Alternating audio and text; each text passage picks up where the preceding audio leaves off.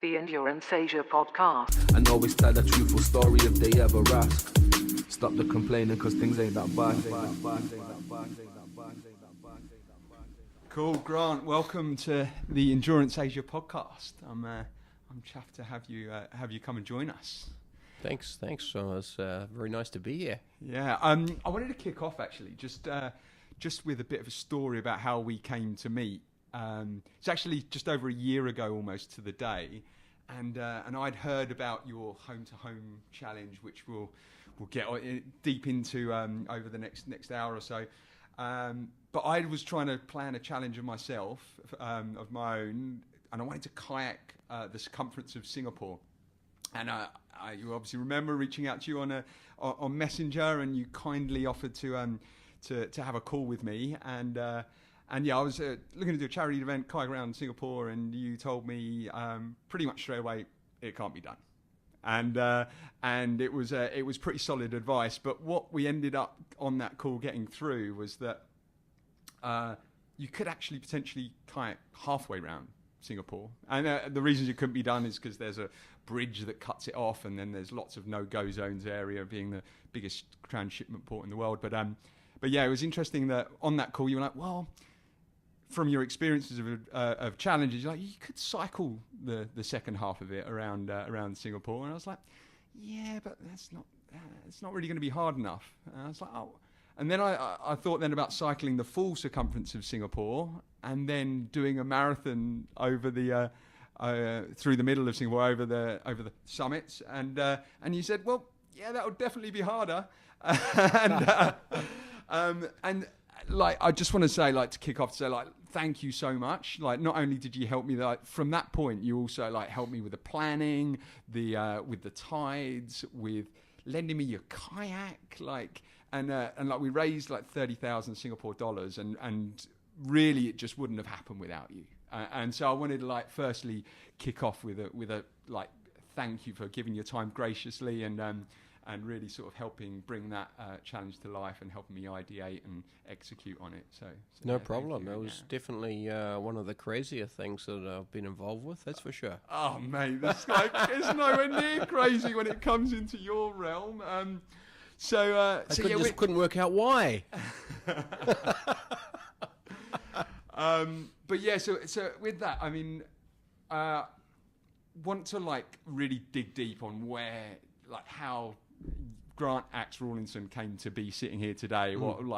What really sort of burns that fire in you when it comes to adventure, and obviously keen to dig into the home-to-home challenge as well. But yeah, just like kicking off, and I'm like keen to find where it all came from. What was the nucleus of it all? Well, I grew up in New Zealand, and I came from a very basic background. Grew up on a sheep and beef farm in a small remote farming community. I went to school with 9 other children. That's not the class, that's the whole school, and 2 of them were my sisters. So it's a pretty small place. I mean, it's tiny little valley, right? So the nearest town was 1 hour drive away, out over a very windy metal gravel road, over 2 saddles to pass over. And as I was growing up as a small boy, I had a wonderful lifestyle because we grew up on a farm, right? So after school, every day you're out and about in the outdoors, paddling around in little boats on ponds and riding horses and motorbikes and walking and running around all over the place. But I was always interested in what was outside the valley. My mother bought me book after book after book about early explorers as well, which I just devoured. And it was pretty evident from an early age that I had an explorer's mindset. I wasn't like a lot of the other kids who grew up in those communities who really are very happy to go back on the farm and stay there. For me, it was always what's out there in the world. I wanted to get out there and discover it. But something else got in the way for about 25 years. That's the national religion of New Zealand, which is, of course, a sport, which was rugby. So, I dedicated and committed and focused my life on rugby for about 25 years.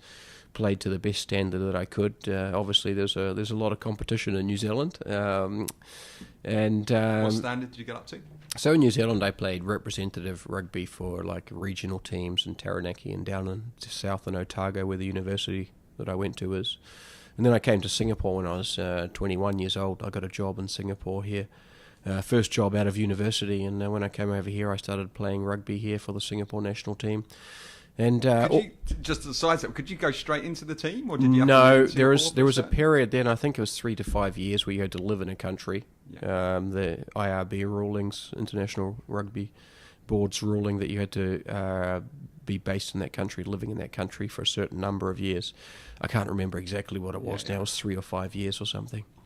And then that was great, playing against all the best international teams in the world and all the big tournaments around. You were from Hong Kong, Scott, so the Hong Kong Sevens. And, playing, the best teams in the world, Fiji, Samoa, Australia, Wales, England. And then it all came crashing to an end when I broke my ankle and dislocated my ankle and broke my leg very badly in the Hong Kong Sevens. And that was really the beginning of the end of my rugby career. That was in 2002. I did come back after a number of operations and try and play a bit more, but it was just my leg never healed properly, and I was a lot slower than I used to be. So I realized it was time to change, and that's when I started looking back to my earlier days of being in the outdoors and exploring. And one thing I always liked, even from an early age, was using my own human power to get me from place to place, walking or running. Never really been very interested in cars, engines, things which are noisy and burn lots of fuel. Just preferred using my own human power, and I love maps. I went to university for 5 years and studied surveying, cartography, mapping. That was my profession. Absolutely love maps, love looking at maps, planning out things, and always been fascinated about making journeys. And I decided to combine these elements of loving exploring, loving maps, and loving travelling by human power to start making long human-powered journeys around the world. So, started making quite a few of those all over the place. It's been great fun. Yeah. What was the first one you did then? So once you sort of realised that rugby wasn't going to be your future. Yeah, well, it really started before rugby. When I did have 2 years when I moved to the UK in '99 and 2000, and then I walked across Scotland in 18 days there, from the west coast to the east coast of Scotland, along one of the long distance footpaths. I think it was called the Southern Upland Way. This is quite a few years ago now. I walked into Everest Base Camp that year as well, and I also did another West Highland Way walk up in Scotland. So I started to do some longer walks during that time while I was still playing rugby. But it wasn't until my rugby days finished I started doing a lot more mountaineering. Climbed all over the place in all 5 continents now except Antarctica. And it culminated in summiting Mount Everest in 2012. When I came down from Everest, I thought, I'm about the 2,500th person to stand on the summit of Mount Everest. That's not the most memorable number in the whole world, a huge personal goal to get up there, but there's nothing exploratory about climbing Mount Everest these days, unless you are going by a new route, which very few people ever do. So I wanted to be number one again, like I was in my rugby playing days, but I didn't want it to be necessarily by running the fastest or being the best. I wanted to be first to do something, and that's when I started putting together these concepts for long human-powered journeys. The first real major significant one was in New Zealand, from the summit of Mount Ruapehu, the tallest mountain in the North Island, to the summit of Mount Cook, the tallest mountain in the South Island, and to do that, the journey between those two summits completely by human power, which, when you look at the individual parts of those journeys, they've all been done before. But the creative part, the innovative part about this, making it a first, was combining it all into one journey, which, if you know anything about New Zealand, was practically impossible to get the weather right, to do all those tricky bits, climbing each mountain. The cycling bit is relatively straightforward. We kayak for 5 days down the Wanganui River, which is also not that weather dependent. Kayaking over the Cook Strait, extremely weather dependent. You may have to wait for weeks or even months, or some people wait for years to get the right conditions at the right time when you're there in position with the right fitness, with the right equipment. Everything's got to come together, and the tides and everything. So to pull that off, we managed to do it in 21 days and 19 hours. To pull it off in one continuous journey like that gave me a tremendous sense of confidence, but also just the fulfillment from having a bold, unique goal, which I like to call it a bug. Coming out with a bold, unique goal like that really changed the whole direction of my life. Now everything that I do in the outdoors, especially and even in my business life, is defined by, that's the starting point, is defined by a bold, unique goal. It's not just a bold goal like climbing Mount Everest, but it's the unique part which drives me. I want to be the first to do something. So, okay, this is fascinating. So, where did the idea for the, I suppose, summit, what was the name of the challenge that you did in New Zealand? I called it From Peak to Peak. Peak to Peak. Where did obviously the exploration sort of fire within you had been burning from a kid, but when it comes to actually coming up with that idea, yep. like what was the idea? What was the process that you went through? I was climbing Mount Cook at the time, or trying to. I was in a mountain hut on the side of Mount Cook in New Zealand at the time, and I met a lady there who said she was going to climb to the summit of Mount Cook, and then she was going to travel up and kayak over the Cook Strait. And I thought, what a neat idea! That's a great idea. I like making long journeys as well. And do you remember who the lady was? I can't remember her name. Sarah or somebody, I think. And then it got me thinking. And in the world of creativity, hardly any ideas are brand new ideas, right? They're normally combinations of existing ideas. So that kind of sparked the idea of making a long journey. And I was thinking of places all over the world at the time. And when it came back to, and I was looking at Google Earth, I love Google Earth, and I was looking at Google Earth, and that's when I thought, wow, what about doing it in New Zealand? And so, yeah, like and then what was the process? Did you do it all solo? Like what was the... No, so how did you go about, like, actually, once you come up with the idea, going through the full planning stage? And yeah, good question. So, having the goal is one thing. Having some values around the goal is very important for me. Because that defines the manner and how you're going to undertake the expedition.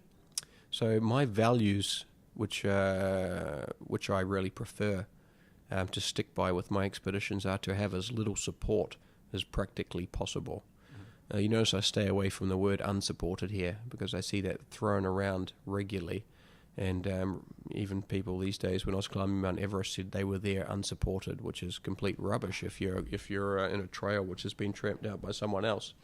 So I stay away from the unsupported word, but I really do enjoy as little support as practically possible, and that means no support vehicles, no support people, just doing it by myself with one other partner. Just on a side point to that, so you talk about there's the unsupported and unassisted.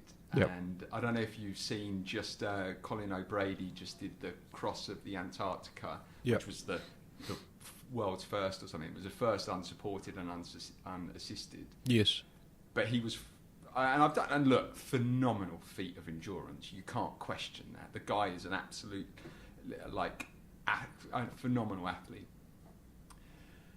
But firstly, it has been traversed before by a Danish guy, Uland, I think his name is. But yeah, and he actually came from the side of the ice shelf from one side to the other, rather than just the land mass, of which was half the distance of what Colin O'Brady and there was another Scottish guy did. But the reason he was able to call it the first is because he didn't use any kite or kite assisted. Yep. But he actually went across a groomed trail, or a groomed across Antarctica, which yep. goes to the pole, to the South Pole. I don't know, would you consider that to be unsupported or unassisted? Sorry, by going across a groomed, essentially, road, so you don't have the technical aspect. Well, the great thing, I'm going to attack that answer in a slightly different angle, if that's okay. Sure. It's a great question you brought up, and values. And the great thing about the English language is there's lots of words to describe what you're doing.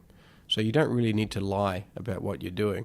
What he did, as far as I believe, was a crossing of Antarctica from landmass to landmass, from the edge of the land masses.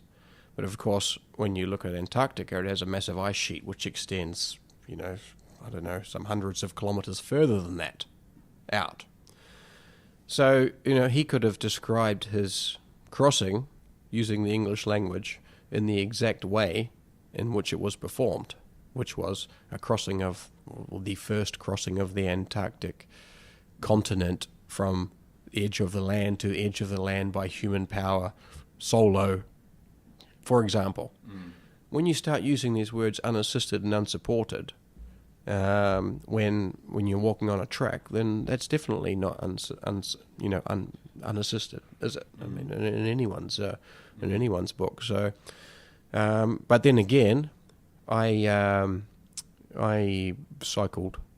If you're on a bike and you're doing cycle touring, and you travel from Darwin, like I did, to Coffs Harbour, 4,500 kilometres, I said I did that unsupported on my bicycle. I stopped along the way and bought food, etc. But I was riding on roads, so am I supported on that? So it's a bit of a fuzzy one, but you just need to be careful how you describe what you do. One thing which really irritates me when you're talking about, because there's a few people who make human-powered journeys around the world, is people who say they made a journey from one point to another point when they skip certain portions of it, when they took ferry boats because it was too difficult. Generally, that happens quite a lot. Or when you look into the finer details, they actually haven't made continuous journeys. So one of the values, as for me, as well as using as little support as practically possible, is this idea of every single metre. If I'm coming out with an expedition, for example, the second expedition after the New Zealand one was in the UK, was to go from the summit of Ben Nevis in Scotland to the summit of Mont Blanc in France, completely by human power. On that expedition, there's a watery bit called the English Channel to get across. Pretty busy shipping lane as well. So they say, but nothing at all like here in Singapore, right? Nothing at all, not even a patch on how busy it is in Singapore. So anyway, I tried for months, almost 6 months, to get permission to kayak across the English Channel, but the French authorities would not allow permission to kayak over their section of the English Channel, of the shipping lane section. So eventually, we started on the summit of Ben Nevis. We cycled all the way down to the south of England, got in kayaks, kayaked out to the middle of the channel, then had to get in a support boat, get taken across 5 miles of the French shipping lane, get back in the kayak, and then kayak into Boulogne-sur-Mer in France. So for the channel crossing itself, we kayaked, I think, 75% of it, but 25%, 5 miles, was by support boat. Then we got back on the bicycles, cycled all the way to Mont Blanc, and did a complete traverse of Mont Blanc from Chamonix all the way up and over the other side. So that was a 2,000-kilometre journey in total, but 5 miles of it was not by human power. So for me, that was not a successful expedition. And I'm very open and honest about that. Yeah. And I think it's important because there is less and less challenges available in the world today as people do more things. And it's just important as we do. I'd love someone else to go there and do that and do it completely and nail those 5 miles in one continuous journey. I think it's great. It'll be a great challenge for someone else to do. I don't want to claim that when we didn't do it. Yeah. So it's just a value. Yeah. And I suppose, and this is not to sort of bag on Colin O'Brady, or I just think it can come across a little bit disingenuous. And you've got to understand people's real reason for doing it in the first place. And I get the impression that, I mean, everyone that does these sort of things has to have that fire in their belly from somewhere. But it's the one of the issues I have is like unsupported, whereas you're posting to social media every day. Like when the first one of those would have been done 96, there was no real access to sort of like 4G or like to be able to access satellites as easily. So just that constant feedback with the outside world for me is like massive support. Having people like comment and like your posts during doing something, that sort of event, to me is a sense of support. I mean, I love adventure racing. That's my thing. And you know, you get a phone, you get a map, you get a compass, and you've got a tracker on you. But other than that, there's no. And you can pick up stuff along the way, but you're not allowed any outside support at all, which is the way it should be.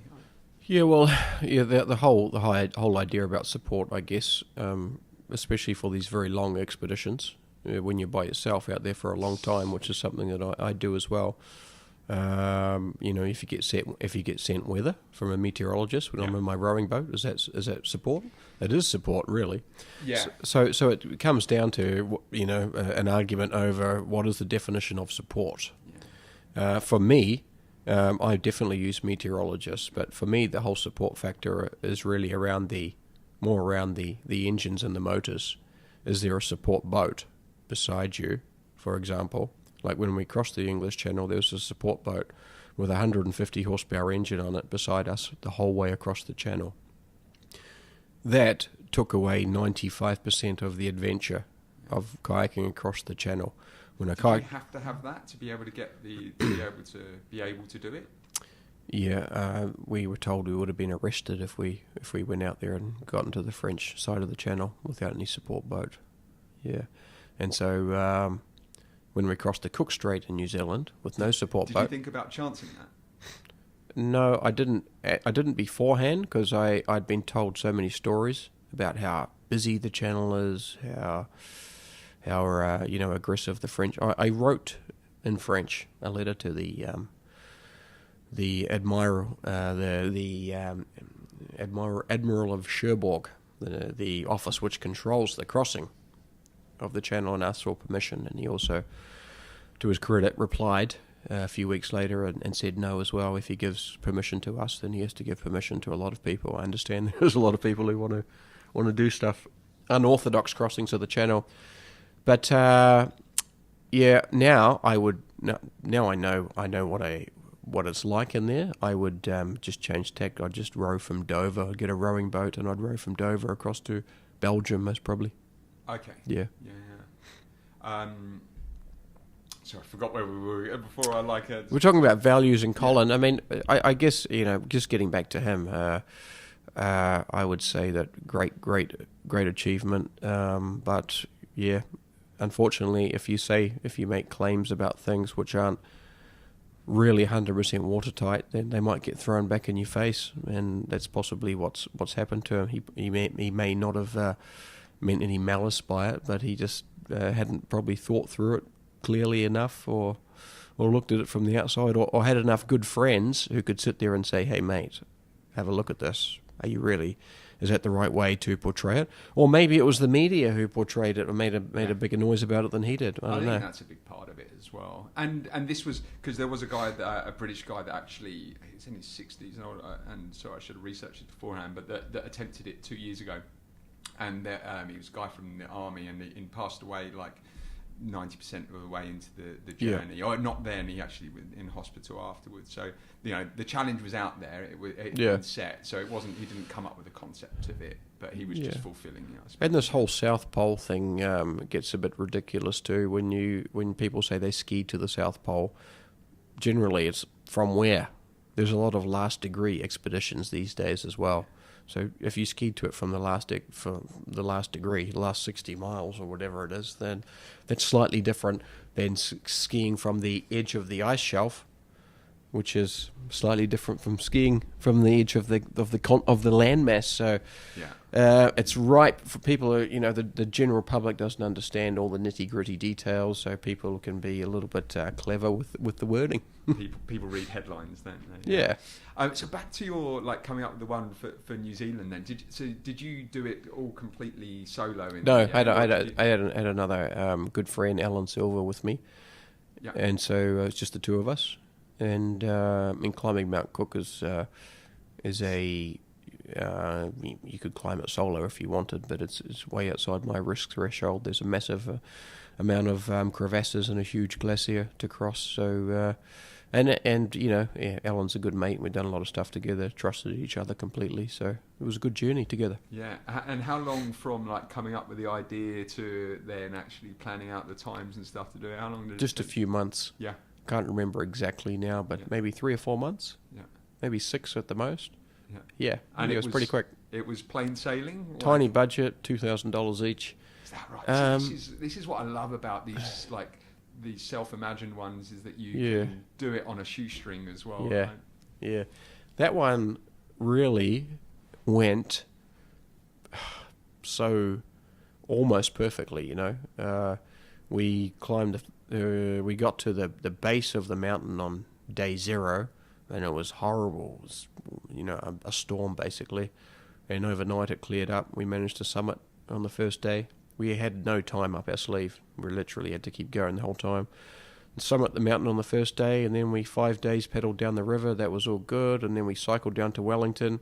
Cook Strait was going to be the big bottleneck. Yeah. We got to Cook Strait on, I think, day 8 or 9. And then the next day was just the most perfect conditions to kayak across Cook Strait, with the wind in the right direction, with the tides doing exactly what they needed to do. And we just, no waiting time whatsoever, just got in the boats, 70 kilometres in 10 hours. And you had your own individual kayaks? No, we paddled a tandem. Tandem, yeah. Yeah.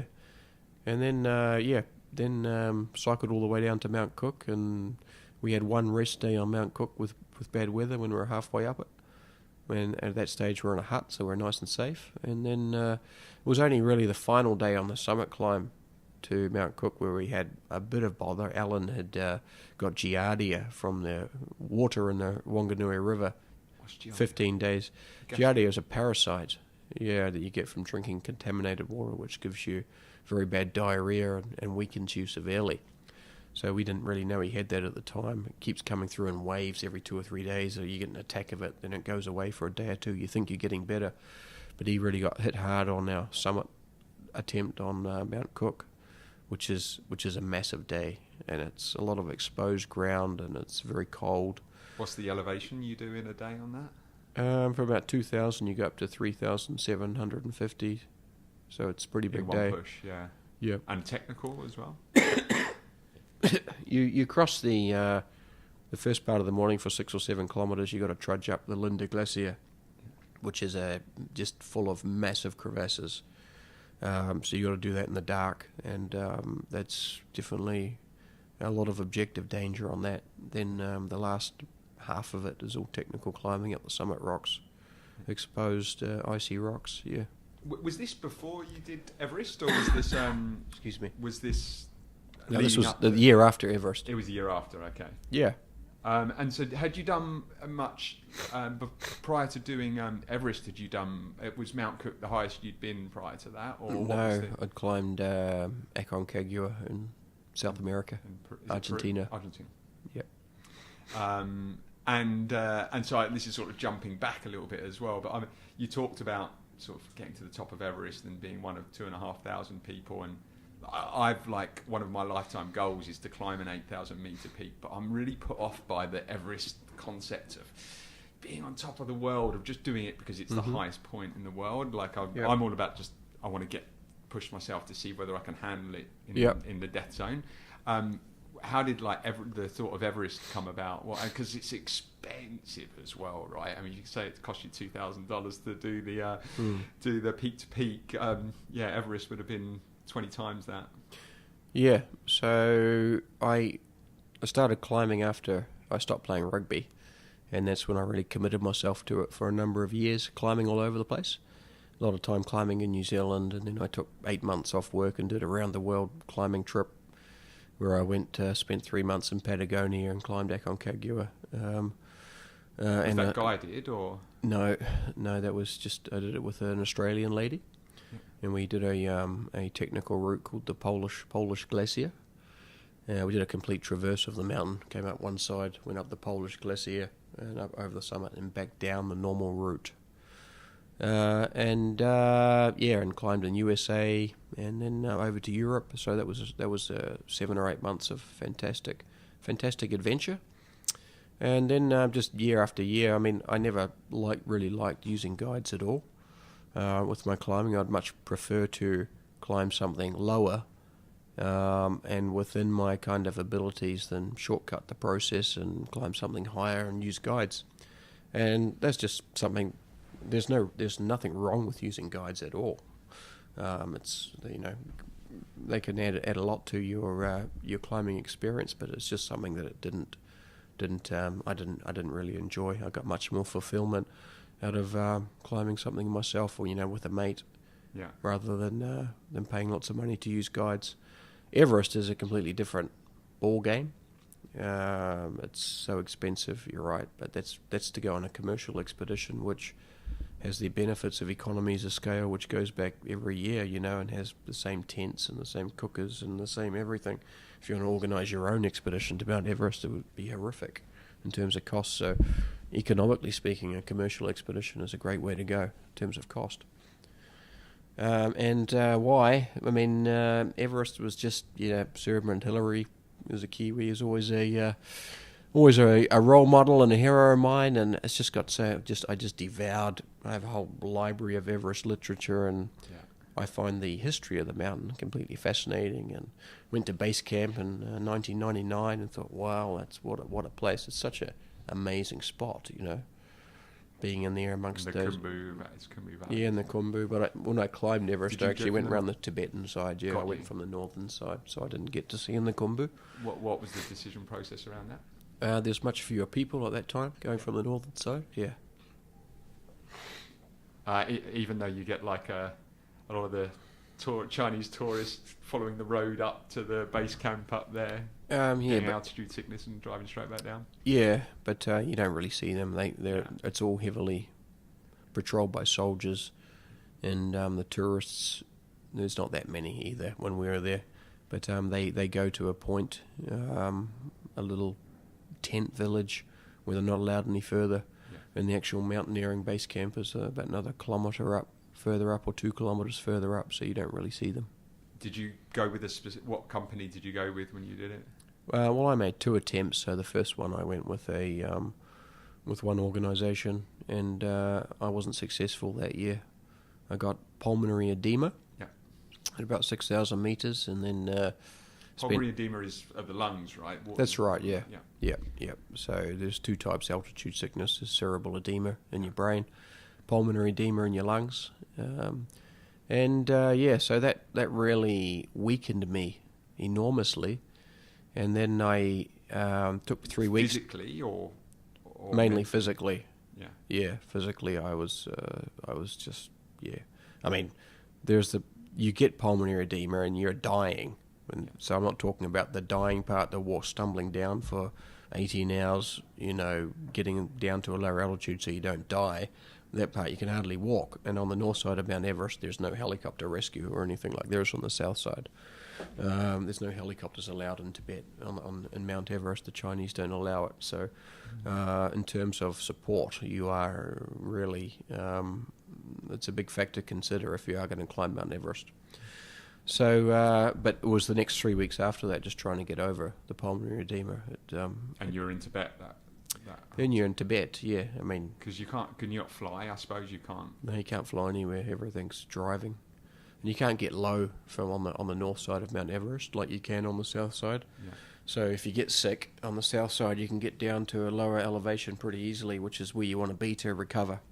Whereas on the north side, I drove down to about just over 4,000 meters, 4,300 meters, I think, to a village, which is still not that low to recover.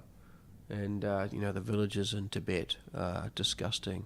The hygiene is just really, really bad. So, of course, when you go and stay in those places, you come back with 3 times more sick than you were when you went there, with gastro issues and my tooth abscessed and all sorts of issues when I was there for 3 days, yeah. Actually, one of the questions I wanted to ask you was about any DNFs did not finish, and and being in the pain cave. I hadn't heard this story from you about your first attempt on Everest, but this sounds like it's a perfect example of that.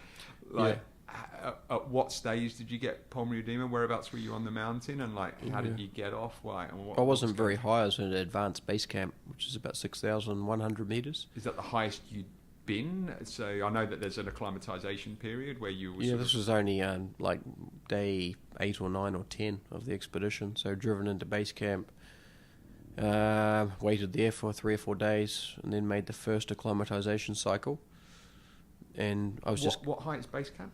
5'3" or something. So you go, and that's the thing. That's pretty high to go straight in from if you're flying into I don't know where you're going to Tibet, but then going straight up to 5,300 meters without any sort of acclimatization until that point. No, we definitely drive in slowly. It's a week just to drive to base camp. Got you. So we start in Kathmandu, drive from Kathmandu. But to be driving rather than doing any physical activity is a lot different, I suppose. Yeah, that's right. So, I mean, you stop at the villages along the way for 1 or 2 nights, go for day walks around the villages, so you're doing a bit of walking around by the time you get there. But yeah, it's absolutely, when you get out of a 4-wheel drive at over 5,000 metres at base camp, and then you're struggling for breath, and it's cold, it's windy on the north side, so you always got this wind, and wind drives you crazy after a few weeks. Then you look up at the summit, it's like, wow, that's a long way away. Yeah. And so, like, advanced base camp into day 8. Into day 8, and what happened? Like, how did it? Well, I was very fit for that expedition, but when you get to altitude, fitness doesn't mean that much anymore, and I just felt so weak, and I couldn't really eat or sleep for 2 or 3 days leading up to the time I got up to advanced base camp. And I just thought I put it down to the fact that I was just slowly acclimatizing. And then we got up to advanced base camp, stayed 1 night there. I felt terrible, but the next day we were going to go up to the North Col. The whole team was moving up to the North Col, which is 7,000 metres, to spend the night up there. And advanced base camp is at 6'3". 6'3", got you. So I set off, loaded my pack up, set off in the morning, and made it about 50 metres. And I was so weak that I knew I was no way I was going to make it to the North Col. So I thought I'll just come back to the camp. I'll spend another night there. Maybe I'll feel better in the morning. So they all left and went to the North Col. I was in advanced base camp. There was the cook. The advanced base camp cook was the only other guy in there, and me. And I just lay in my tent. I mean, during the day, it's so hot. It's just brutal. There's no protection from the sun anywhere. So I can just remember lying there in my underpants in the tent, just being sunburnt through the tent. And it must have been 40 degrees or so, and just having a splitting headache, feeling horrific, like the worst hangover times about 10, dehydrated, weak, everything, nauseous. I can imagine pulmonary edema, like you were coughing. Did you have that Didn't have dry cough? That just I had a bit of dry cough, but so the sun goes down. That's when finally it starts to get pleasant for about 2 minutes, and then suddenly it's minus 15 or minus 20. So you jump into everything warm, and then couldn't sleep all night. Right, and about 1 or 2 o'clock in the morning, I need to answer the call of nature. Need to have a crap, which is hugely uncomfortable in those conditions. So you got to want that during the day, right? Oh yeah. So you got to unzip the sleeping bag. You got to think about it for about an hour, right? You got to unzip the sleeping bag and then put on my inner layer, and then put on my thermal jacket, and then put on my thermal pants, and put on your socks, and put on your hat.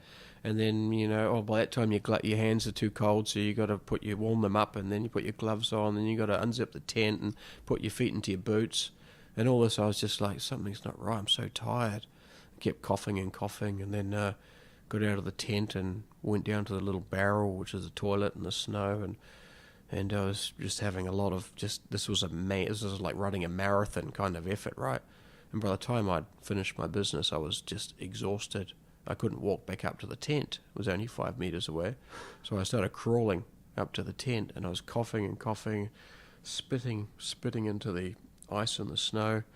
And I looked down with my head torch when I got up to my tent, and I saw it was all red. What I was spitting was all red. And that's when I knew straight away.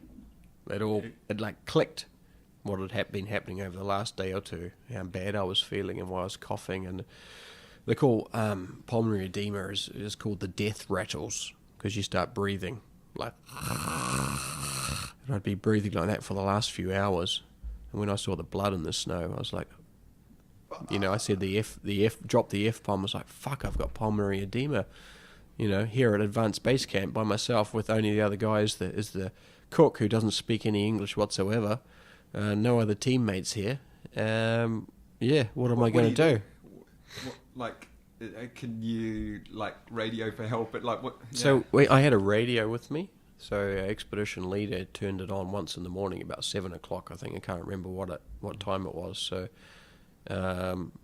So I thought either I could get up in the dark now and start stumbling off now with no one knowing anything about it, back down to base camp, or I can wait till the morning and then try and get him on the radio. So in the end, I waited until about 7 o'clock in the morning, managed to get hold of him on the radio, told him what's happened, and I knew I had to go down anyway. Yeah. He said, "Yeah, you got to get down straight away." And of course, there's no other way to get down from there. There was no Sherpas or anything there to be able to guide They you down. they were all up at the North Yeah. Col. So what happened eventually is he sent down a Sherpa with some oxygen, bottle of oxygen. So I started stumbling off by myself. But it's an undulating walk down to advanced base camp. So you still have a few uphills as well, like little bits as you go over this glacial, moraine. So I had to, straight out of base camp, even though I was heading down, I had like a 10-meter moraine wall to climb over. And it must have taken me about 20 minutes. I was just absolutely, it was petrifying because you can't breathe. You were choking to death on your own bodily fluids. Plasma is filling up your lungs and you're drowning. So I'm like, but just panting like you run a 100 meters race just by taking one step. Finally, the Sherpa caught up with me with a bottle of oxygen, and I was too weak to carry the bottle of oxygen. So I'd just walk and stumble along for about 100 metres and then fall down and collapse. Then he'd put the oxygen over me, the mask on my face. I'd suck that beautiful stuff in for 5 minutes, 10 minutes. All I wanted to do was go to sleep, and he'd keep me awake, shake me. Then we'd start off again for another 100 metres, stumble along, and I just wanted to sit down all the time and go to sleep. And I just would have done that if I'd been by myself and died. But he just kept shaking me awake and putting the oxygen on me, and I think that night, normally takes 4 or 5 hours to walk down there if you're fit. I think we're 10 or 12 hours later in the dark, we stumbled into base camp, and never been so exhausted in my life. I was an out of body experience by that time. I was just floating along. Just imagine if you had been further up the mountain. Mm. Like there were, yeah. Yeah, it would've- it's pretty scary. It was a very scary and very sobering experience. That's for sure. And look, we'll get onto home to home and in a moment. And I'm sure there's been some scary moments in that as well. But would you put that down as like one of your toughest experiences? The real tough part was deciding to go back up again. Was deciding not to quit and come home at that stage. And after that, I went down I got a 4-wheel drive ride, and I went down to the village at 4,300 metres. As soon as I got down there, I got really bad food poisoning, and my tooth started to abscess. I was down there by myself. I had no medication with me whatsoever. And I spent 3 nights down there by myself, and then I had to go back up to base camp again, but I literally had got down to base camp, gotten a 4-wheel drive. I didn't have my papers, my passport, anything with me whatsoever. And there's 2 roadblocks to get back up to base camp. It's about a 4-hour drive, 4-hour motorbike ride, all manned by Chinese soldiers with lots of guns.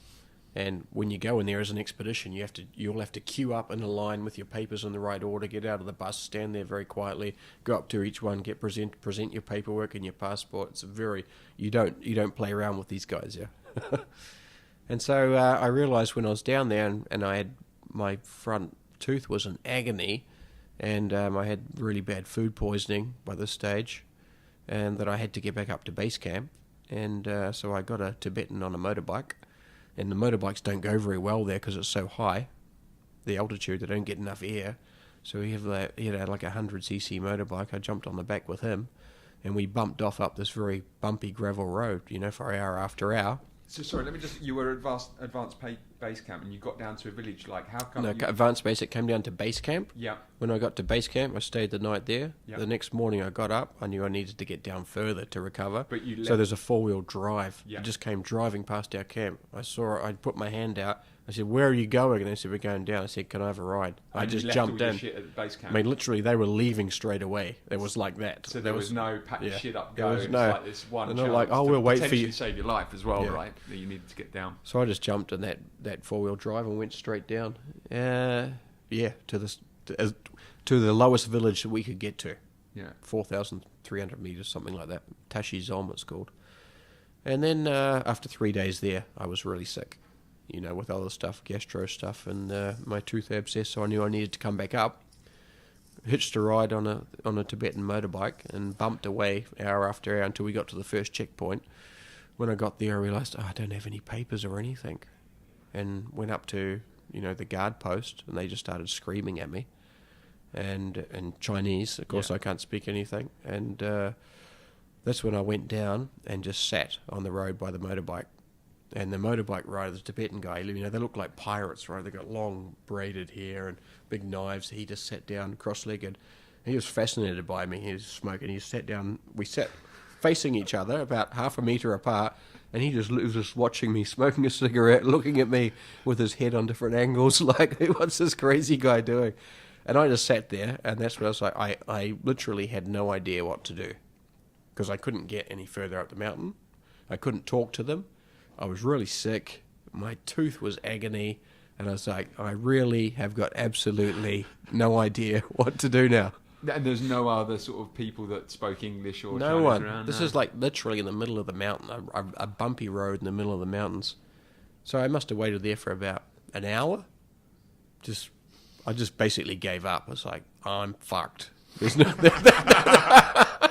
And by this stage, I've actually had enough of this whole thing as well. This is not much fun anymore. Then I saw some dust coming up the road, and it was one of those Chinese tour buses turned up. And they came out making lots of noise, and they go and queue up, and I just sat there, just ignored them, because it's like, how are they going to help me? And then as they finished and went back, their guide, who's a Chinese guy, looked down at me, and he spoke to the Tibetan and said something. And he said to me, "Are you okay?" In English. And I almost dropped dead. I was like, Christ, he can speak English. And I jumped at that opportunity, and I said, no, I'm not. This is the issue. I'm sick. I'm on an expedition. All my paperwork's at base camp. I need to get back to base camp. I came down here as an emergency, blah, blah, blah, blah, blah. And he went up and talked to the guards, and they had it always sounds like having a shouting match in Chinese, right? They shouted at each other for about... really civil with each other. It's like, sounds like they're trying to kill each other. So they shouted at each other for a few minutes, and then I got through. So, amazing. Yeah. Wow, that's fascinating. And, I love hearing those stories about... And like, before we get into home, like, how did you actually then think about going back to then climb it again the next year? What was the sort of process? Once I got up to base camp, I continued. You went back and climbed it again on that expedition? Well, I tried to. I joined up. This is, I joined up with a team on the summit attempt. I got up to high camp, 8,000 meters. I was the slowest in the whole team. I was just exhausted. That was possibly the hardest thing I could remember doing physically anyway, just getting up there. Rested for a few hours, got up in the middle of the night, 11 o'clock or 12 o'clock midnight. Wind was blowing really strong. Got out of the tent, froze my fingers, putting my crampons on. Got about 50 meters above the high camp only. My toes were frozen, my fingers were frozen, and I was just so weak. I knew there was no way it was going to happen that day. So I turned around and that was as high as I got that year. Yeah. And came back down. One guy from our team summited that year. The other 4 all turned around as well, or 3 more, including me, turned around. A few hours later, everybody got frostbite to some difficulty. It wasn't a good summit day. It was too windy. Yeah. And it was the following year you went back? Yeah, so the following year I went back again, and everything went much better. North side again? North side again. Yeah. Knew what to do, knew not what to do. Spent 10 days in Annapurna, acclimatising by myself, just going for a walk around beforehand. Strong, first one to the summit, first one back down. Put all the lessons into place, and it just went beautifully. Yeah. What were the biggest things what not to do? What were the main things that you... Oh, there's a whole list of them. Yeah. Probably 24 or 25 of them. I wrote a blog about it at the time. Got you. Changed so many things. Stuff that you wouldn't even realise until you'd actually been there. How small and insignificant, if I said them now, but how much of a big difference they are.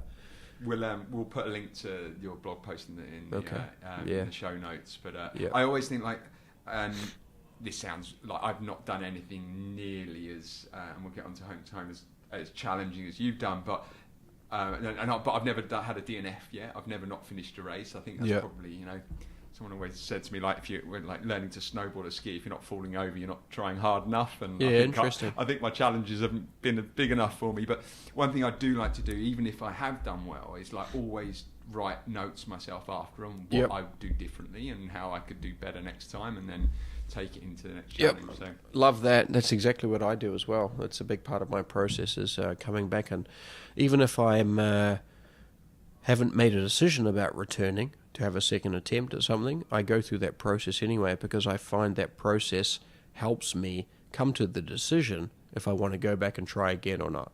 So after my first attempt, I actually sat down.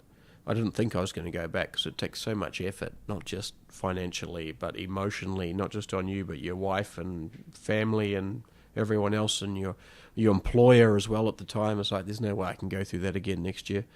But I wrote down that list of things I would change. It was like, I'd go back earlier and do acclimatise somewhere else for 10 days before it. I would change my crampon strapping system. I would practice more on my down jacket for summit day when it's cold at 8,000 metres and it's completely dark in the tent, blah, blah, blah. Yeah. All these things. Yeah. As I went through that process, I realised, crikey, I'm in a very good position to go back again in a second time. Now I know exactly what to do and exactly what not to do. Mm. And that's when I got excited and thought, man, I've got to go back and nail this. Yeah. And actually, that segues quite nicely into the home to home. So I've like given a bit of insight into the challenge, but obviously you've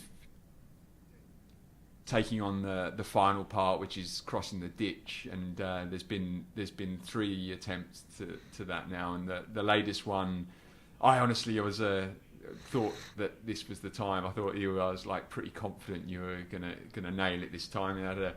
It was no longer doing it solo. So yeah, what happened? Like, can you?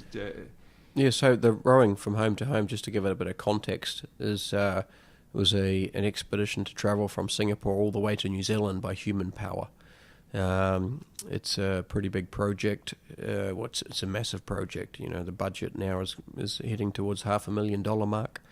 Wow. It took 3 or 4 years to plan, and it was in 3 main stages. The first stage was a 4,200 kilometre row from Singapore to all the way through the Indonesian East Timor archipelago to Australia, which had never been done before.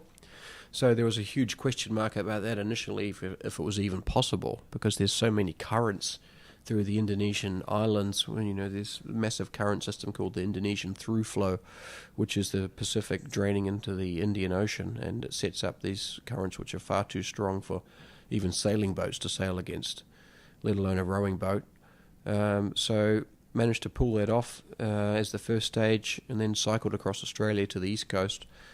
And then there was just the final stage to cross the Tasman, which was actually the shortest stage. It's about 2,000 kilometres, but it's proved to be quite challenging. So I made one attempt from the mid-Tasman route, for leaving from Coffs Harbour, and spent 24 days out at sea. And then basically the rowing boat that I have, which is a pretty standard ocean rowing boat used for crossing the Atlantic, mid-Atlantic route, for example. It weighs about the weight of a small car, 700 kilograms all loaded up. And that weight means for one person rowing it, if you're an Olympic rower or you're, my kind of rower, you still can't row against the wind.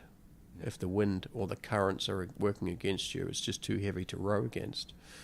And the winds in the Tasman are really very difficult to predict. They're all over the place, and I couldn't fight the winds on that first attempt. So 24 days at sea, got out to 500 kilometres offshore, and ended up, we capsized once, had a little bit of damage on the boat, but everything was still under control. But and when you say we, that first time was just me solo, yeah. When me and the boat. Yeah. The donkey. Simpson's donkey, yeah. We went for a roly-poly, and then we got blown back into Australia, further away from New Zealand than where we started on that attempt. So then I thought, well, wind is pretty important to getting across the Tasman. Excuse me, wind is pretty important to getting across the Tasman. You haven't got pulmonary edema again, have you? It is quite high up here, I have to admit, in your beautiful office. So I decided to get back on the bike and ride all the way down to the south, to the bottom of Australia, to try and get close to 40-degree latitude, the roaring 40s, where there's more strong westerly winds generally. So I rode for another 1,300 kilometres down to Eden in the south of Australia, and then departed from there again in my boat. And the winds were very strong down there. They're actually too strong now, and the water was very cold. It was 12 degrees, and we got flipped over 3 times in a storm in the space of 4 hours. And some critical safety equipment on the boat broke, unfortunately, and that attempt ended in a helicopter rescue 200 kilometres offshore. And then I managed to get the boat back and thought, well, how can I... What I'd learnt from those first 2 attempts is that really the rowing boat, Simpson's Donkey, is not designed for the Tasman route. She's designed for a mid-Atlantic route. And I didn't really have the right... Is that in terms of the weight of it? And I suppose the Atlantic, whilst I'm sure there is pretty big swells there, the wind goes in one direction, right? Generally, that's right. Yeah, the Mid-Atlantic route, which is a commonly rowed ocean rowing route, there's a race there every year. It is a trade winds route, generally has consistent winds, generally, and generally has swells and waves coming from the same direction, whereas the Tasman is like a pack of wild dogs. It's all over the place. The wind has these big spinning masses of air called high pressure systems or low pressure systems. Completely different environment than that mid-Atlantic route, and I realized that after my second attempt. So for my third attempt I thought, how can I control Simpson's Donkey better, the rowing boat, because she capsizes too easily in heavy seas, especially when it's windy. So I decided to put another rower on with me. Got a partner called Luke, who had rowed across the Atlantic before, so he had good experience. We set off again from Eden, and Luke on day number 3 said, this is just a completely different experience from the Atlantic. It's rougher now than it ever was on the Atlantic in this 54-day crossing, and it wasn't even that rough for the Tasman at that stage. And later on in the afternoon, when he was on his shift rowing, we took quite a bad capsize, and that's when we decided that this is not going to end well if we continue. And that's when I really realized that stop being stubborn. Only donkeys don't change their minds.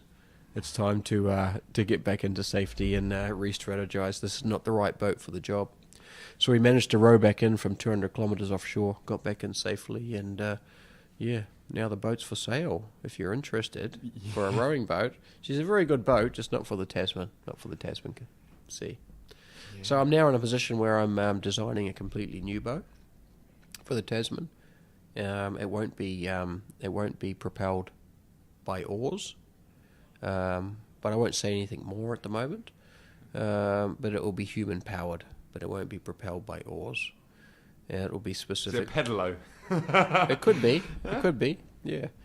And it will be. Yeah, it will be. It's being designed specifically for the Tasman. It'll be a lot smaller than Simpson's Donkey. It'll be a one-man boat. And I'm really excited. It's a pioneering, it's an innovative project, and it's going to be really exciting.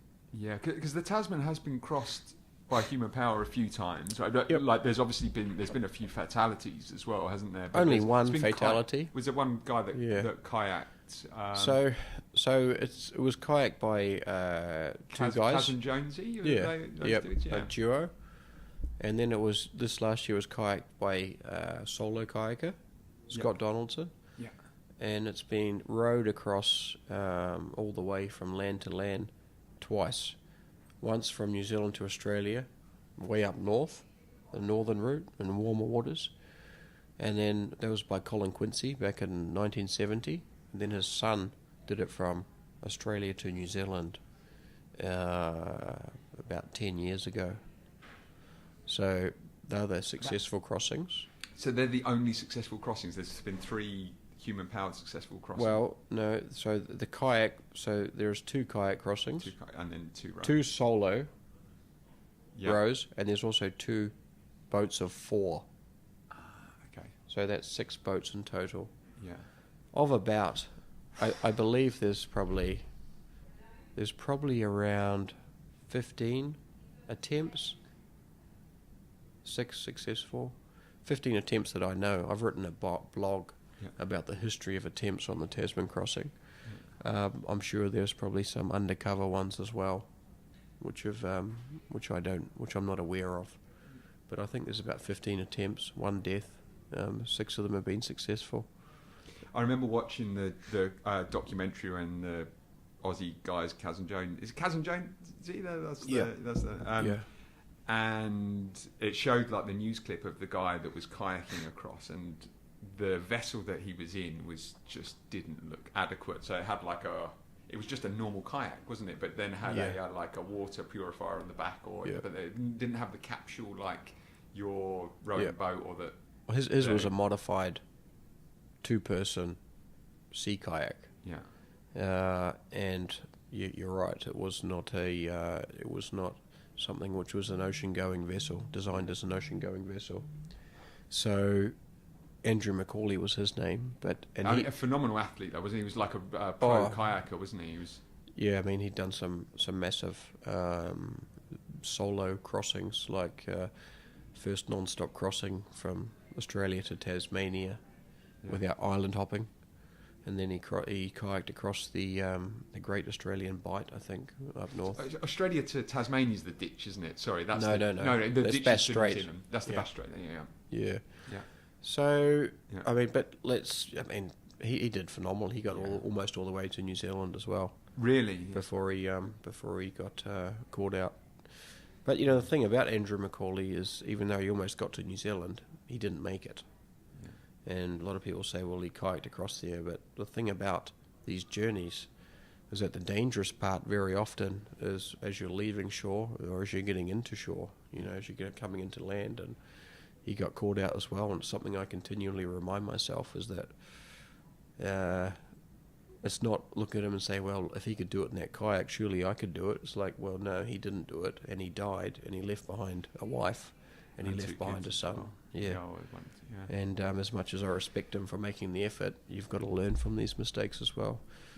Yeah. And in fact, that sort of leads me into the sort of balance of like life, work, family, and I took my wife to go and see you do one of your, and you're an amazing public speaker. I'd recommend anyone if they get a chance to see you speak publicly. But I took my wife along to the I think it was the Tangling Club in Singapore, and brilliant presentation. And but her thing was like, oh my God, like he's going to do this again across the Roaring Forties, and he's got 2 kids at home, and so like firstly, like how do you like justify that, but also get your wife on board, and then essentially like balance this burning desire inside with the realities of day-to-day life, both work and personal and family and friends. Yeah, good question. I'm not sure if I'll be able to answer it succinctly, but I'll make my best effort to do it. But human-powered exploration, for me, I believe, is my purpose in life. If I didn't have to work another day, that's what I'd do. I'd go on long, challenging journeys around the world, exploring the more remote areas of the world using my own human power. I have no interest in races. I really am driven now by finding unique things to do using my own human power. Being the first person to do something is in itself a race, I suppose. Like if you're like coming up with a concept, like you want to be the first person to do it. Well, it's a different mindset to like when I played rugby and you want to be the best at something. You end up spending more and more and more of your energy chasing those last few percentage points of performance. Yeah. And it's the same in business as well. People, if you want to go head to head with another business or in a particular industry, you end up spending once you're pushing for that top spot, which is a very small spot. You end up spending so much of your effort just on chasing those last little few percentage points of performance. The explorer's mindset, which is what I talk about, to individuals and organisations is a completely different mindset. When you're wanting to be in the number one spot by doing something first, by being the first to do something. Now, if you look at me, which in the podcast you can't, I'm not built like a rower, right? But I'm still, led the first expedition to row from Singapore to Australia. The first. Would I ever be the fastest to row from Singapore to Australia in the future? Probably not, because I'm not a rower. So it's a very different mindset. There's much more opportunity, I believe, in the world to be the first to do something than there is by being the best. And that's what drives me. That's the whole, what I've dubbed the explorer's mindset, and that's what my whole business is focused around now, helping people move from trying to do what everyone else does slightly better to try to do something unique, coming up with a bold, unique goal. Yeah, yeah, no, that's really, and we're sort of moving into that business side. I didn't answer your question. No, then, you did didn't I? actually. So I was gonna give you a pass there, but no, let's go back and Sorry. talk about that. But no, because I think it's important. Because I think for anyone that, like, even if you are training for something like an Ironman or something, you need to be able to get your significant others, both male and female, to their support to be able to do these things. Because the amount of training that goes into it it does take time out of. And I talk about it in life as it's like a tripod. You've got your person, like your family and like relationships, you've got your challenge or whatever it is you're trying to do, and you've got your work. And one can dip down, but it all needs to stay in a certain amount of synchronicity to be able to stay upright. And, yeah. I'm interested in how you think well, about it. There's a couple of things I'd say about. First of all, my wife Stephanie, we've been married for 10 years, I think, and we have two young children, and I'm very lucky that she supports what I do. But many people get the mistaken assumption that it's like she just sits at home quietly and goes yes to everything that I say, and off you go. And it's like, wow, you're so lucky to have a wife like that. And she's definitely not like that. She is a person who's quite resistant to change, and some of my ideas, I've learned over the years, that I can't just come up with an idea and say, by the way, I'm going to go and do this. In 2 years, I'm going to quit my job and I'm going to go on this 1-year expedition, and it's going to cost this much money, and there's all this risk and danger. It doesn't work like that. There is a process that we have to go through. And, I say in my talks this as well, she, better than anyone else, sees how much effort I put in to the preparation of my expeditions.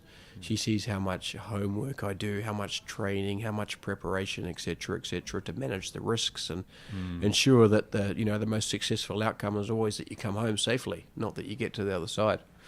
So she sees that, and there's an enormous amount of trust there for a start. She always says to me, I let you go away and do these things because I trust you. I trust you'll make the right decisions at the right time to always come home. And Everest was a great example of that when she saw what happened on Everest. I mean, lots of people get into trouble in those situations. When I turned back myself because they just keep going because the summit's it's only 8 hours away now, I just keep going. So trust is very important. The second thing is, authenticity as well. I would feel sorry for Stephanie if I changed into this person after she got to know me. But I was very much into expeditioning before I ever met her. On our very first date, I had to cut it short to run home to watch an Everest documentary on television. Why did you get a second date? I don't know. Not through my good looks, that's for sure. But she was aware of who I was before she met me. That this is what I love to do. This is one of my major passions in life. So that's two things: trust and the authenticity of who I am, and that I'm lucky that she allows me to be me. And the third one, which is very important, is a shared sense of purpose. Before I left on this major expedition, 2 years before, so I had a corporate job at the time. I told her 18 years in the corporate world by now, I'm looking for a change. I want to set off on this massive expedition. There's a lot of unknowns, but I was very sure, I was absolutely convinced that this expedition was going to change our life as a family for the better. And the only issue was I didn't know how it was going to be for the better.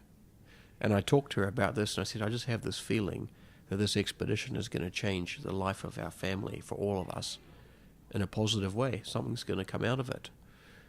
And she agreed with me, at the time, which was a massive leap of faith as well. But I mean, you can't get people to agree with you like that unless you're very authentic and passionate and driven and 100% believe in it yourself. And I truly believed that something good, really good, was going to come out of it. And fast forward now to where we are now. I've created a whole business out of that expedition. It's Powerful Humans is the name of my business.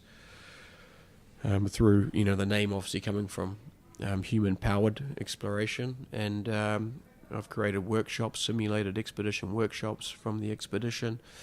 The explorer's mindset was all born. My signature keynote speech is all born through the expedition as well. I'm at home, 95% of the time now. Watch the girls go to school, watch them come home at night time. The traveling that I do for my business is just short trips, whereas in my corporate job I was away so much. Always out entertaining and, and everything that goes along with entertaining, which is detrimental to your health and your family time, etc. So it has completely changed our life for the better. Yeah. So how do I combine it all? I'd summarize it once again into trust, authenticity, and sharing that sense of purpose. How's that? That's awesome.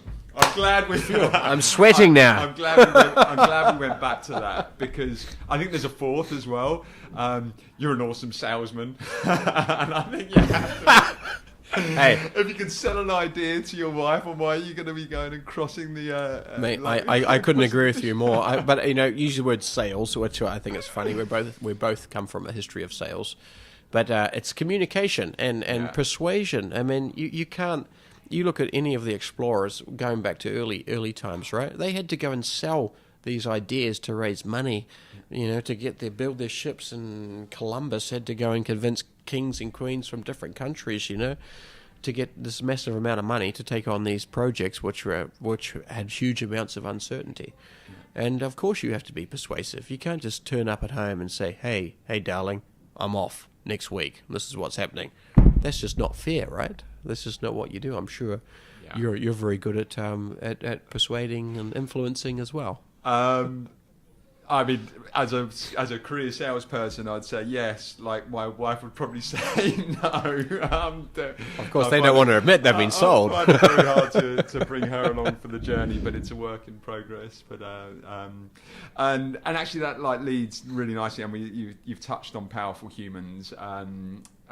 But yeah, I've sort of heard some really great things about your training, the courses that you do, and really experiential way of learning, and yeah, it seems to be going really well. But yeah, what I'm actually really interested in is the correlation between business and personal. So I find people that have a sort of exploration mindset or are interested in endurance sports or pushing themselves physically, how that correlates to being successful professionally. Sure. Well, I'd say straight off the cuff, to be successful in this kind of field that I'm in, making these long, demanding expeditions, there's an enormous amount of self-control needed. You've got to be very disciplined. You've got to be very, very focused. You've got to be very committed. And of course, if you apply those traits to almost anything in life, then you'll probably be successful. So straight off the bat, I mean, that's some of the crossovers in terms of the attitudes and mindsets and skill sets that you need. But the bigger the expeditions become, like this one for me, which I'm saying now, with a new boat, it was $500,000. That's how much is the new boat going to cost? No, I'm talking total expedition costs. Up to now, yeah. Yeah. I hope it won't cost that much. You've got me scared now. No, it won't cost that much. But it is a business. It's a project. Put it that way. Yeah. I wouldn't go so far as to say it's a business, and if you looked at the profit and loss, it wouldn't be very positive as you expect a business to run. But in a bigger picture, I've created a business out of it as well. So the whole thing is a business, whether you like it or not. If you want to take on big expeditions, and I see quite often there's some negative feedback in the adventure world. So this guy is looking for sponsorship, or they got sponsorship and it's this and it's that. Well, the realities of it is that if you want to take on these big goals and you don't have $500,000 sitting in your bank account, you need some help to get that. And there's so many adventurers want to know how to get sponsorship. And my easiest answer is it's a business. Sponsorship is not a donation. Most of them are looking for donations. They say, "Oh, please, I really want to go and do this. Could you please give me $50,000?" It's like, that's not the right way to do it. It's a business. It's got to be an ROI. It's like the same in any sort of sales. That's like, what are they going to get in return? And it's so the business of it, the business aspect of it is huge. And having sales skills probably is the one of the largest contributing factors for me getting to the start line of any of my big trips, Everest and the rowing from home to home expedition, having really solid sales skills, having that experience to go and sit in front of someone in an office like this and sell them an idea. Because an expedition, I sold products and systems for 18 years in the corporate world, which was much, much easier than selling sponsorship for an expedition, because the products that I sold had user lists which were 150 organizations long. The equipment actually existed. I could actually take them to the factory and show them the equipment existed, could show them what it could do for them.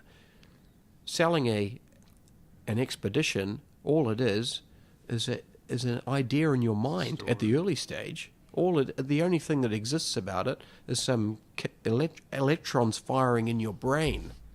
So you actually have to sit there and confidently and positively persuade somebody to buy in to this. Ultimately, all it is an idea.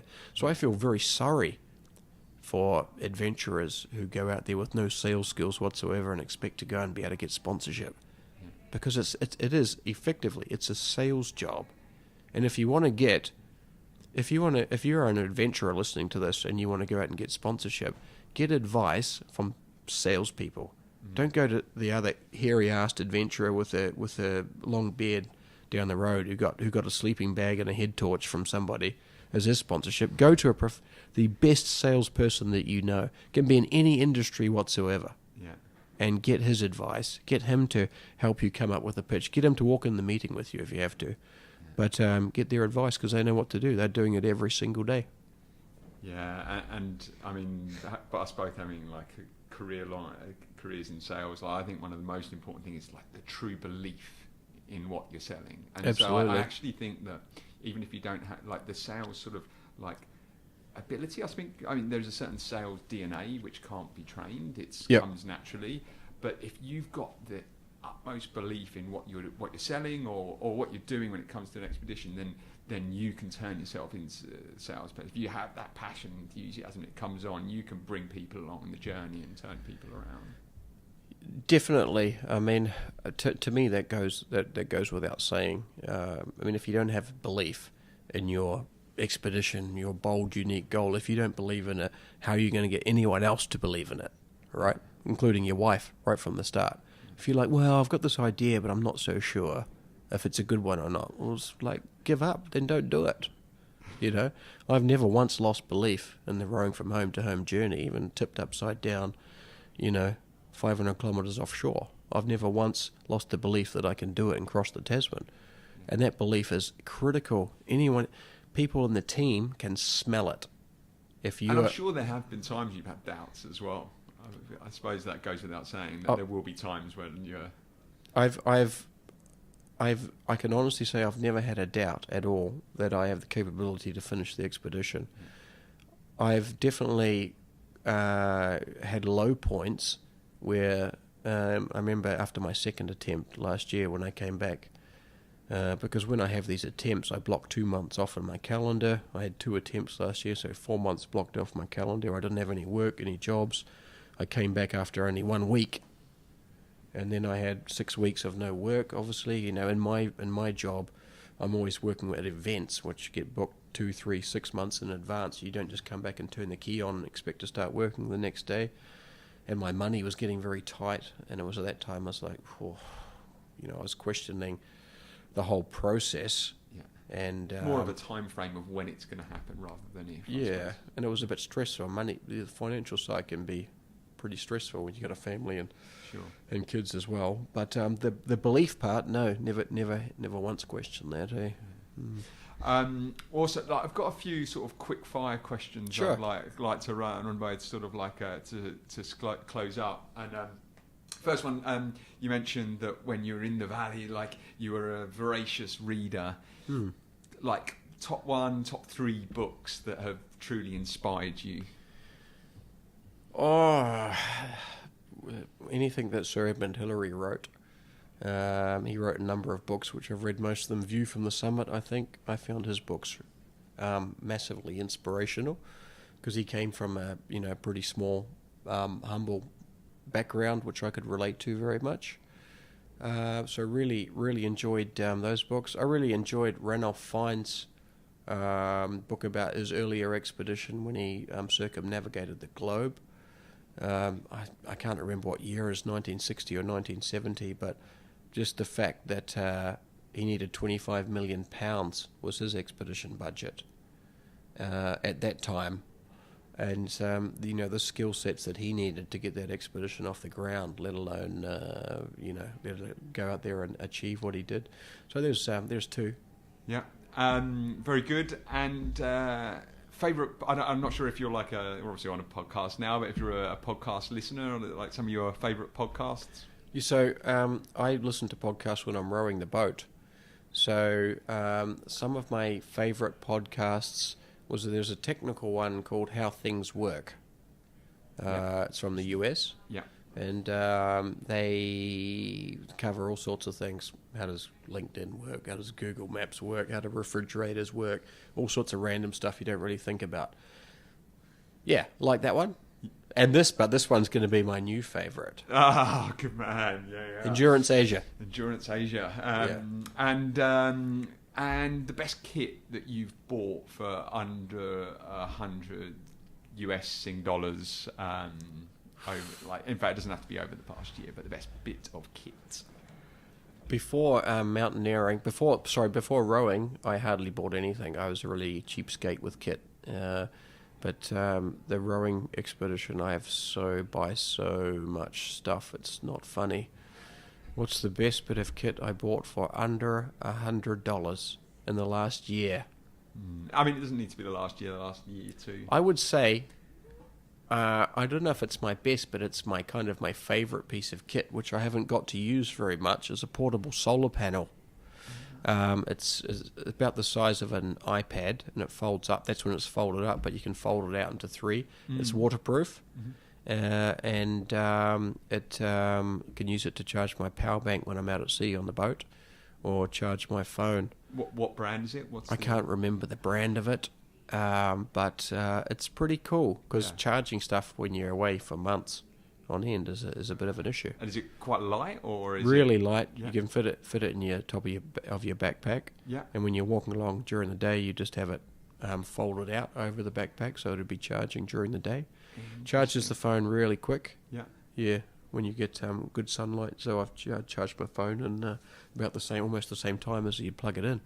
Yeah, that's great. I love that. I'm going to be straight on. I was going to say Amazon, but we don't deliver that here. But I'll be straight on Q10 Singapore to try and buy one of those after. Yeah. Last question is actually one that is probably not a quick fire, but it's one I always ask in like interviews, and it's your proudest personal and professional moment of your life. The thing you are most proud of. Well, I think as a whole, it would be the fact that I moved to Singapore when I was 21 years old. I've been here for 20 years, and I set up a life, a wife, a family, and a business off my own feet. I'm a very independent person, and I'm proud of the fact that everything I've achieved here, I felt that I've built myself. You know, when I arrived in Singapore, straight out of university, I didn't know a single person here, not one. I had no money whatsoever, you know, just out of university. I may have had $150 or something. And 20 years later, I have a family, a wife, a business which is going really well, and a whole trove of massive memories of expeditions all around the world, and some great friends. So that would be it. Yeah, that's amazing. And so that's, and professionally, proudest moment or proudest thing? I mean, that sort of combines the two. But professionally, it was something that happened quite recently. I delivered my.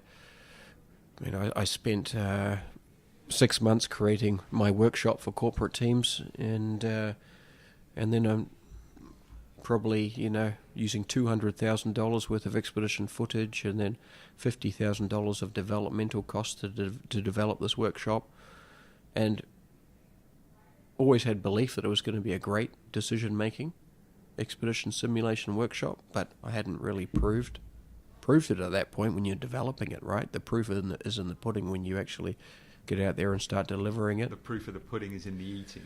That's right, exactly. Yeah, thank you for clarifying that. And so, yeah, just before Christmas, I started to deliver a number of them, and we delivered to Spotify the last event of last year, and they booked us 2 days later for their next gig in Australia. So they liked it so much. So that was a massive signal. It's much more than just that they rebooked us, is that people liked it to the extent that 2 days later they said, we want this. And, you know, one of the comments from their HR guy was that this is the best offsite that he's ever been to in 20 years. So that was something that gave me a lot of confidence, and, you know, to be honest, I was pretty proud about it too. That's brilliant, mate. Yeah. No, I'm really, really chuffed for you. Like, it couldn't happen to a nice guy. And thank you. And so, closing remarks. So, just any advice that you could give for anyone thinking of doing a challenge, whether it be like, even if it's just from like running a marathon to, I don't know, an Ironman or something crazy like a circumnavigation of the Earth. Like, what sort of advice would you give to someone that's thinking about it? I guess there's so much advice, but the best bit I could say is the authenticity. Think of the real reason that you want to do it, because the harder it gets, the more important that reason is going to come back to. If it's just, I want to go and run a marathon to say that I want to tick the box, then it's okay, go and do it. And if it gets a bit hard, you still might get through it, you know. But if you want to circumnavigate the Earth, if you want to go on one of these massive expeditions, which are going to take years to organize, the purpose, the reason that you're doing it, will be extremely important. And if it's not the right reason, if it's not a genuine reason, if you're only doing it just to tick a box, to tick a bucket list off, to do something like that, it may not be strong enough purpose for you. So I get a number of emails, sometimes on a weekly basis, from people asking me about ideas that they've got and what they want to do. And some of them I can tell are doing it for what I would call not necessarily the right reasons. Like people who say, I want to go and climb Mount Everest. I say, well, what have you climbed before? Nothing, I'm not a climber. I say, well, why do you want to climb Mount Everest? Well, what about climbing some other mountains, some smaller mountains? And no, they just want to climb Mount Everest. It's like, well, okay. So I would say just be really brutally honest with yourself. If it's a really big goal, be really brutally honest with yourself. It's easy to see people reaching shore on an ocean rowing boat and say, I'd love to do it for that reason. When they row in and have a crowd of people cheering with them. But that's not the reality of what it's like. If that's all you want, then that probably won't be enough to get you there.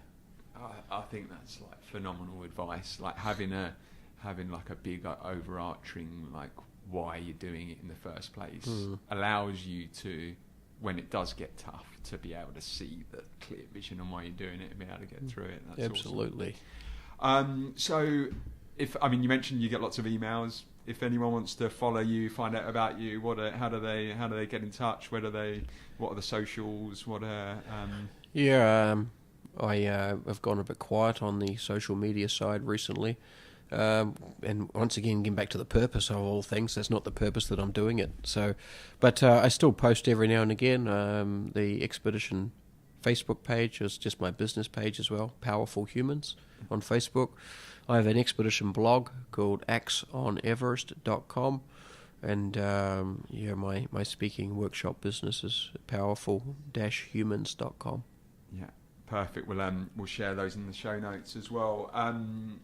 Axe, thank you very much. Like, it's been an absolute pleasure. I could sit here and chat with you hours, mate. There's so much more that time's gone by pretty quick, hasn't it? It sure has. Yeah. I would like to ask you a few questions too. Well, maybe maybe for next time. But sure, we'll definitely have you back on again. There's more, and like home to home, as you say, that is not going to be done until it's done, and I've got the utmost faith that you're going to complete that mission. So best of luck for getting the new boat fixed up, and look forward to hearing about next steps. Thanks for those nice words, and keep up these great podcasts. I'm really looking forward to hearing some other people sharing as well.